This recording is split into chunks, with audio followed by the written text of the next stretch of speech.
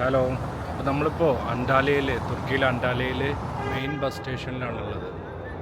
ഇവിടുന്ന് ഏകദേശം ഒരു 18 മണിക്കൂറോളം ബസ്സിൽ യാത്ര ചെയ്തിട്ട് വേണം തുർക്കിയുടെ മറ്റൊരു നഗരമായ ട്രാബ്സൺ എന്ന് പറഞ്ഞ സ്ഥലത്തെത്തിപ്പെടാൻ. പുതിയൊരു സ്ഥലത്തേക്ക് പോകുന്നതിൻ്റെ എക്സൈറ്റ്മെൻറ്റ് ശരിക്കും ഉണ്ടായിരുന്നു കേട്ടോ.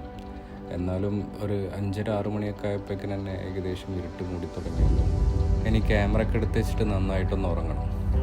നന്നായി ഒന്ന് ഉറങ്ങി എണീറ്റപ്പോഴേക്കിന് ഏകദേശം ഒരു 10-600 കിലോമീറ്ററോളം പിന്നിട്ടിരുന്നു ബസ്. സമയം 8:30 കഴിഞ്ഞിട്ടും സൂര്യനാണ്ട് ഉദിച്ചു പൊങ്ങാനൊരു മടിയുള്ള പോലെ. ഒരു ദിവസം കൂടി നമ്മൾ അന്റാലിയയിൽ സ്റ്റേ ചെയ്യുകയാണെന്നുണ്ടെങ്കിൽ പിറ്റേ ദിവസം നമുക്ക് ട്രാബ്സൺക്ക് ഫ്ലൈറ്റ് ഉണ്ടായിരുന്നു. പക്ഷേ എത്രയും പെട്ടെന്ന് ഇവിടുത്തെ സ്ഥലങ്ങളൊക്കെ കണ്ടു തീർത്ത് തിരിച്ച് അബുദാബിയിലേക്ക് എത്തണം. ഓരോ 100 കിലോമീറ്റർ കഴിയുന്തോറും കാഴ്ചയുടെ ഭംഗി കൂടി കൊണ്ടായിരുന്നു. അതിന് പ്രത്യേകിച്ചൊരു കാരണം കേട്ടോ. നമ്മൾ അന്റാലിയയിലൊക്കെ കണ്ടത് മെഡിറ്ററേനിയൻ സീ ആണെന്നുണ്ടെങ്കിൽ ഇവിടെ നമ്മൾ ശരിക്കും ഇതിൻ്റെ ഒരു സൈഡ് മൊത്തം കരീബിയൻ സീ ആണ്.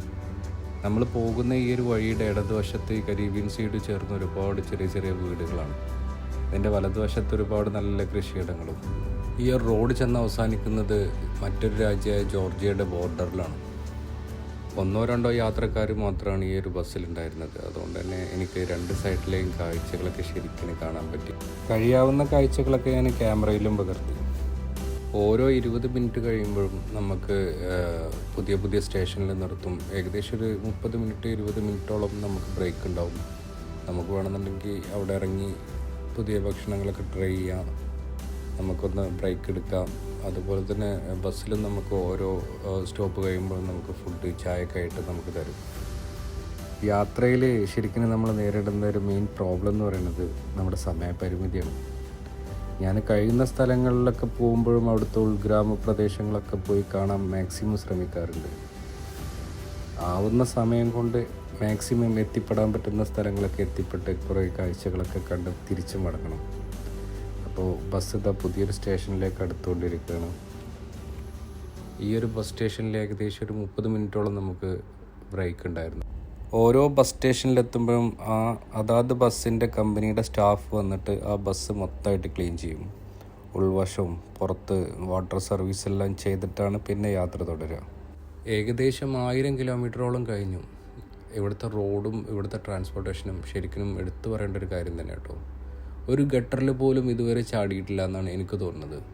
കാരണം അത്രയും നീറ്റ് ആൻഡ് ക്ലീൻ ആയിട്ടാണ് അവരുടെ റോഡും അവരുടെ ട്രാൻസ്പോർട്ടേഷനും കാര്യങ്ങളെല്ലാം. അങ്ങനെ ഈ ഒരു സ്റ്റേഷനിലെ സമയം കഴിഞ്ഞ് യാത്ര വീണ്ടും തുടർന്ന് ഏകദേശം ട്രാബ്സണോട് അടുത്തിരിക്കുന്ന ഏകദേശം ഒരു 150 കിലോമീറ്ററോളം പോയി കഴിഞ്ഞാൽ ഇനി ട്രാബ്സണാണ്. ട്രാബ്സണിൻ്റെ കാഴ്ചകളും കാര്യങ്ങളൊക്കെ ആയിട്ട് ഒരു പക്ഷേ ഇനി നാളെ ആയിരിക്കും വീഡിയോയിൽ. കാരണം ഇന്ന് എനിക്ക് റൂമൊക്കെ എടുക്കണം, അവിടെ ചെന്നിട്ട് വേണം. ഇവിടെ മെയിൻ പ്രോബ്ലം എന്താ വെച്ച് കഴിഞ്ഞാൽ നമ്മുടെ ഈ booking.com അഗോഡൊക്കെ വളരെ ഷോക്കാണ്. ഈ ഒരു ഏരിയയിൽ കിട്ടുന്നില്ല. ഇസ്താൻബുളിലൊക്കെ കിട്ടുന്നുണ്ടെങ്കിലും ഈ ട്രാബ്സണിലൊന്നും വർക്ക് ചെയ്യുന്നില്ല സത്യം പറയുന്നത്. ഇവരുടെ തന്നെ പ്രൈവറ്റ് കുറേ ആപ്ലിക്കേഷൻസ് ഒക്കെ ഉണ്ട്. പക്ഷെ അതിലൊക്കെ പോയി കഴിഞ്ഞ് കഴിഞ്ഞാൽ പിന്നെ ഇംഗ്ലീഷിന് വേണ്ടി തരേണ്ടി വരും നമ്മൾ. അവരുടെ ലാംഗ്വേജിലാണ് അതൊക്കെ ആപ്ലിക്കേഷനൊക്കെ ഉള്ളത്. അപ്പോൾ തുർക്കിയിലെ ട്രാബ്സൺ എന്ന് പറഞ്ഞ സ്ഥലത്തിൻ്റെ പുതിയ വിശേഷങ്ങളായിട്ട് നമുക്ക് വീണ്ടും കാണാം.